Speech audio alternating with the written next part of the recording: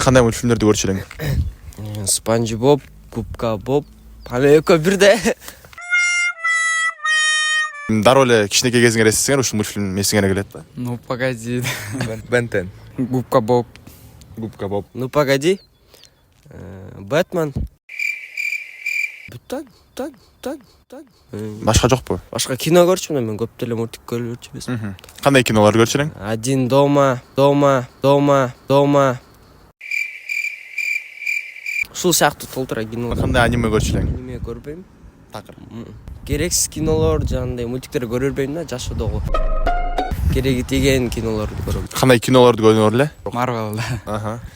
Один Джеки дома. Джеки Чан. Один дома. Аха. Анимелерди көрдүңөр эле мисалы? Аниме көрбөйм мен. Такыр, Аниме Дороро көргөн окшойт эң биринчи ошо. Доророчу Наруто ошо эң биринчиси. Кыз тууралуу эле Дороро, Балак. Аха. Кыргызча кинолор такыр көргөн эмессиң?